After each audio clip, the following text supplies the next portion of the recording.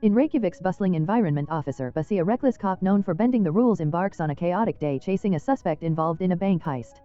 Accompanied by his anxious partner Clemens and unexpectedly a child in their vehicle, Bussy initiates a dangerous and absurd high-speed chase through malls and traffic signals. Though the suspect manages to elude capture, the pursuit results in extensive destruction and embarrassment for Clemens, putting their jobs at risk. Simultaneously, a peculiar trend surfaces involving numerous banks being targeted across the city, yet no money is stolen.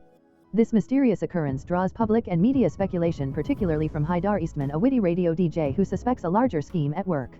While Bussy maintains his reputation as Reykjavik's toughest cop, that status is soon put to the test. Hoarder Bess, an attractive and highly educated new recruit from Gardabaur, enters the scene as a stark contrast to Bussy. Hoarder is charming, follows protocol, and has a media-friendly persona, which naturally leads to a clash with Bussy's reckless tendencies. Following a calamity during an operation in Gardabaur where Bussy accidentally shoots Clemens, he faces disciplinary action and is compelled to team up with Hoarder, which fuels his frustration. Bussy's personal life is equally complicated.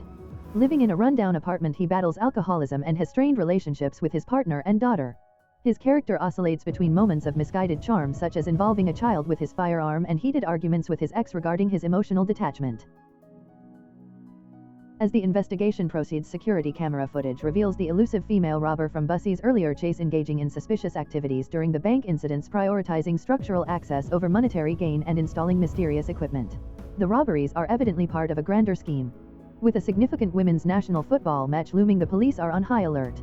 Bussy and Hoarder are assigned to track a suspect named Stefania who may be implicated in the robberies. Their interactions are filled with tension, yet develop into a begrudging mutual respect as they cooperate. At the center of the heists is Ricky Ferrari, a mentally unstable ex-model whose life was irrevocably altered by a traumatic accident. Now a deranged sociopath, Ricky orchestrates the bizarre series of robberies. Once celebrated as Iceland's top male model, his eruption into violence and grand theft marks a desperate return to reclaim notoriety through a grandiose plan. Stefania's cryptic message to Bussy and Hoarder about the truth being revealed on Saturday, coupled with the declaration that they do not desire money, escalates their paranoia regarding the unfolding events. Ricky's gang, consisting of former models with criminal aliases like Scorpion, appears to be plotting something monumental, but the specifics remain elusive. Haidar, a radio DJ, speculates that the gang might utilize the distraction provided by an upcoming football match to carry out a grand scheme with the stadium's crowd diverting public attention. As the match approaches, a violent robbery at Icebank unfolds, with Hoarder and Bussy defying protocols to storm the building, attacking the gang to rescue hostages. Bussy becomes known for his reckless antics and memorable quips amidst chaos. However, this high-profile incident serves merely as a facade for their conspiratorial objective. Their investigation reveals the gang's true plan, not theft but a calculated attempt to seize control of the financial system by implanting devices in the bank's infrastructure.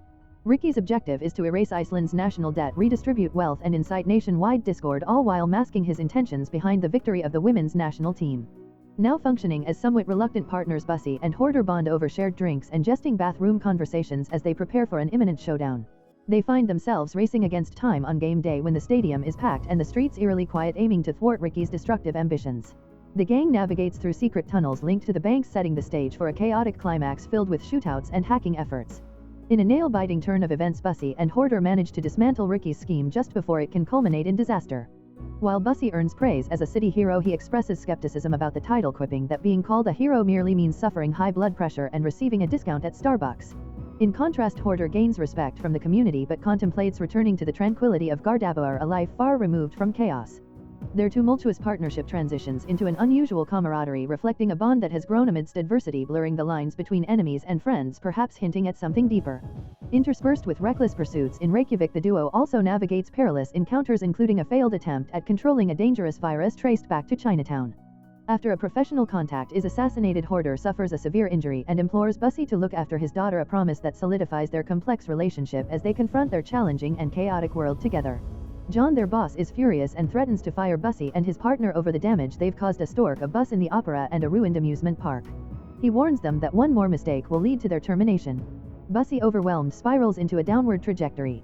He shuns support, argues with his partner, and drinks heavily, ultimately pushing Lilia away. Adding to the chaos, Loa cracks a USB that contains a Trojan virus capable of destroying vital national systems, including banks and airports. The mastermind behind this is Ricky Ferrari, a flamboyant and dangerous hacker who blackmails Bussy. His connection to Hoarder is complex. Bussy suspects betrayal when he sees a video indicating Hoarder is being blackmailed, while Ricky holds Hoarder's brother hostage. To protect him, Hoarder quits the force. As this unfolds, the women's national football team gears up for a significant match and tensions rise with security heightened at the stadium due to a suspicious van. However, the stadium is merely a distraction for the actual target, the central bank where Ricky's virus is intended to infiltrate and seize gold reserves. Recognizing the impending threat, Loa alerts Bussy, who realizes the attack is planned for during the match. Bussy and Hoarder reconcile, with Bussy opening up about being gay and expressing his love for Hoarder, who stands by him. They prepare for the confrontation against Ricky and his gang. During the match, Iceland scores, generating excitement in the stadium while Bussy and Hoarder track down Ricky's crew to a nearby warehouse. A shootout occurs, leading to the rescue of Maggie and the revelation that Clemens is a traitor who aided Ricky. He gets shot but is not mortally wounded. In the stadium, a struggle ensues when Thorgerder, another traitor, attempts to detonate a bomb, but the bomb squad successfully intervenes. Unbeknownst to the crowd, the match continues amidst the chaos. Back at the warehouse, Bussy and Hoarder confront Ricky in a tense showdown. Despite Ricky's taunts, Bussy, now confident in his identity, fights back. Ultimately, Ricky is defeated and the stolen gold is recovered, thwarting the attack. As the match progresses, Iceland scores again, leading to their victory and ensuring the city's safety. Bussy and Hoarder emerge as heroes, celebrated by the team. John feigns indifference but is proud nonetheless, while Lelia approaches Bussy to express her acceptance of him, wishing for his happiness. He admits he is on the path to getting there. Becomes a sanctuary where they nurture Sigridger, instilling in her confidence and resilience.